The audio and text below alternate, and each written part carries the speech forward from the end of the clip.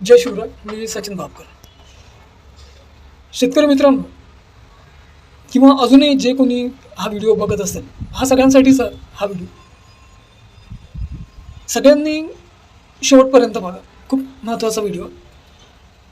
तर मित्रांनो, जर तुम्ही नोकरी करत असाल किंवा व्यवसाय करत असाल किंवा तुम्ही शेती करत असाल, तर जे तुम्ही करून आले आहे त्याच्यामध्ये तुम्ही अजून जास्त काही मेहनत करून तुम्ही स्वतःचं इन्कम अजून तुम्ही चांगल्या पद्धतीने वाढवू शकता. यासाठी जर तुम्ही एखादा व्यवसाय करत असाल किंवा तुम्ही नोकरी करत असाल आणि तुमच्याकडे थोडंसं भांडवल असेल, तर तुम्ही शेतीमध्ये चांगल्या प्रकारे उत्पन्न घेऊ शकता. आता तुम्ही म्हणाल कसं? तर मित्रांनो, जर कोणी शेती ठेक्याने देणारा जर असेल, तर तुम्ही त्यांच्याकडून 2 एकर 3 एकर शेती ठेक्याने घ्या. त्यानंतर त्याच गावातला एखादा शेतकरी पकडा जो मेहनती आहे. फक्त जमीन अशी घ्या की त्या जमिनीमध्ये पाणी राहील, म्हणजे विहीर असेल किंवा बोरिंग असेल, जेणेकरून शेतीमध्ये पाण्याची अडचण नाही झाली पाहिजे. या उद्देशाने जमीन घेताना, ठेक्याने जमीन घेताना तुम्ही पाणी आहे का, पाण्याची व्यवस्था आहे का, हे नक्की विचारात घ्या.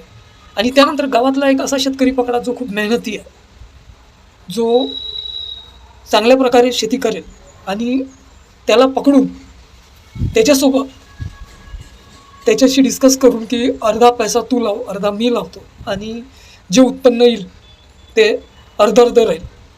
मेहनत त्याची राहील, जमीन आपली राहील, मेहनत शेतकऱ्याची राहील, आणि जो खर्च राहील तो अर्धा राहील. यातून तुम्हाला फक्त इन्व्हेस्ट करायचा, तो शेतकरी मेहनत करेल, तुम्हाला फक्त लक्ष द्यायचं. आणि याच्यामध्ये 2-3 गोष्टी अशा आहे की तुम्ही जर जमीन घेऊन राहिल्या तर पाण्याची व्यवस्था बरोबर आहे का ते बघा, विहीर आहे, बोरवेल आहे. त्यानंतर तुम्ही जे काही व्यवहार कराल त्याचं बिल असू द्या, कारण जे तुम्ही बिल घ्याल, जे तुम्ही कोणतेही सामान घ्याल, त्याचं वाटणी ही अर्धी करायची आहे. अर्धे पैसे तुम्हाला भरायचे आहे, अर्धे पैसे शेतकरी भरेल. तर त्यामुळे बिल हे बरोबर राहू द्या, म्हणजे प्रत्येक वस्तूचं बिल घ्या.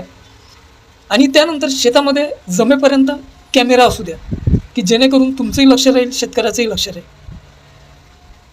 याच पद्धतीला आपल्याकडे मक्याची शेती असं म्हणतात. तर मी शेती आवडला तर लाईक, कमेंट, शेअर नक्की करा. चॅनलला सबस्क्राईब, फॉलो करा. धन्यवाद.